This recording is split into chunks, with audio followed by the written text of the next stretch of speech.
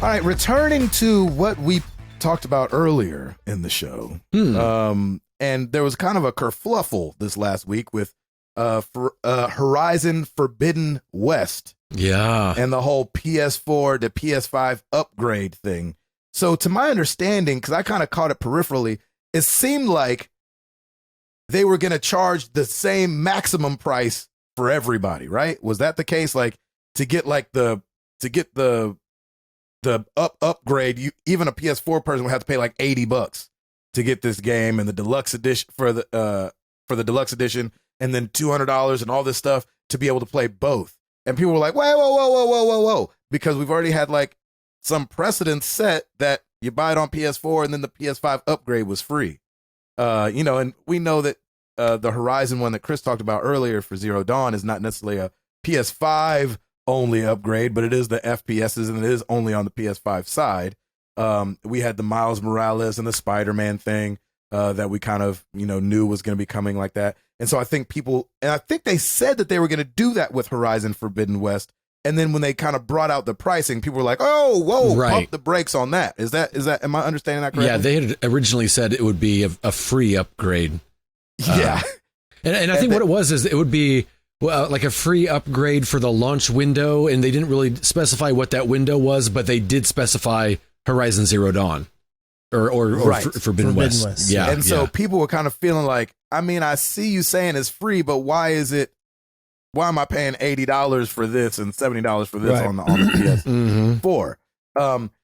And so they listened again. We talk about it all the time, the good and bad of social media. Social media can be an extremely ugly place, but it actually does elicit change sometimes. And these huge companies will listen and they'll change their ways. And so they did. They went back on this.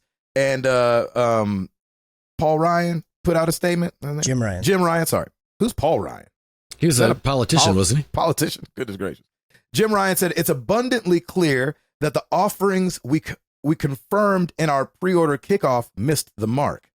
While the pandemic's profound impact pushed Forbidden West out of the launch window we initially envisioned, we will stand by our offer. Players who purchase Horizon Forbidden West on PS4 will be able to upgrade to the PS5 version for free. But they did kind of come behind this and say, however, this ain't finna go on for forever. So now Sony is committed to doing a $10 digital upgrade option for both digital and physical versions of PlayStation first-party exclusives, which means probably God of War, Gran Turismo, and some of these other games that are going to be coming out on both consoles. If you buy the PS4 version, because I don't know if you guys remember this, but I bought the PS4 version of Miles Morales because it was so much cheaper than the PS5 version. So I got the PS5 version upgrade for free. There were a few games I did that with. And this brings us to possibly Tim's second mistake, because supposedly that's the better option this go around as well. So he may have pre-ordered the PS5 version, but if you pre-order the PS4 version, it's $10 cheaper, and then you get a free upgrade. On Horizon. Yes. Horizon Forbidden West. Yes. But so you might want to cancel that pre-order and change that one to the PS4 version. Yeah. Just give us your sign in and let us do it. Now, what I don't know, so I'm not doing it right now because the game's not launching till February, and who knows, it might get pushed again. I'm really hoping not, but you never know. Yeah. So there's no point in me spending the money at the moment. When I can pre-order, a couple, month before, if that. But what I'm going to do is I'm probably still just going to get the PS5 version, only because something that they've not specified is, we know that on the Sony side, unfortunately, because it shouldn't be this way, sometimes it's a little wonky how you get the PS5 version of it. Yeah, and more specifically than that, they've made no mention, at least as of yet, that your save will transfer between the two. So it could be that, you get it for free, but you start over on PS5. And I don't want to mess with any of that. So to me, it's worth $10, which I don't have a problem with the $70 price regardless. But it's no problem to just buy a PS5 native version and just go with that, especially because I have, I'm fortunate enough to have a PS5. I don't need, I'm not that concerned with saving $10 that I'm going to deal with potential headaches. Hopefully there'll be none. Absolutely. And I think too, you know, we're in a different category. You know, I think that people that, you know, we got to kind of game the system early on with Spider-Man and stuff like that. Mhm. But I think at the end of the day, like, if you have a PS4 today and you buy, let's say, God of War when it comes out, and then you get a PS5 a year from now, yeah, you're going to be like, dang it, I got to pay $10 to get the upgraded. I don't know how many people will do that. I think there's definitely a large percentage that will, but I think there's also a large percentage that's like, oh, I'll just play the PS4 version on my PS5. You know what I'm saying? And just keep it moving. Yeah. Especially if saves come over and stuff like that when you're playing PS4 version to PS4 version.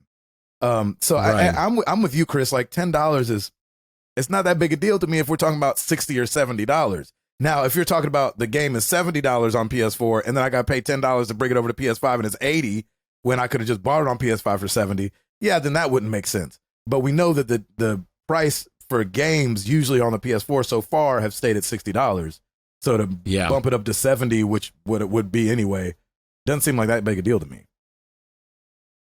Yeah, I just, again, I don't have a problem with PS5 generation and I'm assuming above for the foreseeable future being $70 the price point for the games. Sure. I do feel like this whole situation that Sony has put themselves in with, so just for compare and contrast. So when Smart Delivery got announced on the series consoles, it was like, yeah, that's a cool thing, but everybody was talking about it and freaking out about it. And I was just like, yes, it is a good thing. I'm glad they're doing it. And I'm not being a developer. Maybe on the development side, there's some whiz-bang razzmatazz they've done that makes it so easy to do this. I was like, but from a consumer standpoint, Sony doesn't have a fancy name for it, but they should be just doing the exact same thing because they already had that technology from a consumer standpoint anyways, from as far back as the PS3. Like I bought Runner on the Vita. I got it on the PlayStation 4 and the PlayStation 3 when those versions came out because they came out at later dates. And it was just there. And it's just like, hey, because you own this game, you just get it here too. So the fact what that was Sony's... that called then? Cross-buy? Yeah, it was called, they had a cross-buy, yeah. Cross-buy, yeah. And so Sony already essentially had, again, I don't know if on the development side it was really hard to do that, but from a consumer standpoint, it was the exact same thing as what Smart Delivery is. I buy it on this one PlayStation thing, and if it's available on the other PlayStation versions, I just get that version. Yeah. And it was up to the developer. So there were some developers that like, we can give it to you, but there's going to be an added cost or whatever. Like it varied because they let the developers choose how it was going to go. They didn't mandate it in one certain way. But it's just like, you guys already had this technology. You should have just put this in. This should be simple. Like, again, I'm fine if you just want to say, hey, across the board from now moving forward, any game that works across both is $70. Fine. You should have just made it to where like wherever I buy it, if I buy it on my PS4 because I can't get my hands on a PS5 because they're so hard to get now. Yeah. When I get it, if there's a native version for that machine, I should just get it. Like I just don't. I feel like this all feels like unnecessary issues that they themselves are creating for no real benefit. It's not really doing it. And again, that seems like they already had this technology on lock, and somewhere along the way they backstepped it, and it's all janky now. Yeah. And I don't know why that is. Again, I understand that you need to make money and all this kind of stuff. Like, I don't have any problem with any of that. But like, I would just say any game that comes out from now going on, if it's on PS4 and PS5, that's a $70 game. And then all PS5 games would be $70. If you want to do it that way, like but regardless, you should have just kept the whole cross-buy thing the way that it was. Yeah. Or it should work the way it is, where like when I log in on device X, it works just because it exists there. Yeah. I just don't understand why they... It's funny hearing you say it this way because while the $10 doesn't bug me, when you look at the grand scheme of gaming, it does seem like a very small amount of money. You know what I'm saying? You're like... What do you mean? I bought a $60 game and really to go play it over here, you can charge me $10 extra. Yes. You know what I'm saying? Like for Sony, we're like, we need your $10. You're like, $10? Really? $10? Yeah. That'll make a difference, a huge difference to you. You've got 60 of my dollars and you need 10 more. You know what I mean?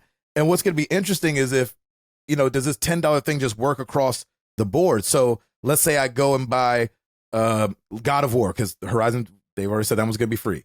God of War on eBay for $30?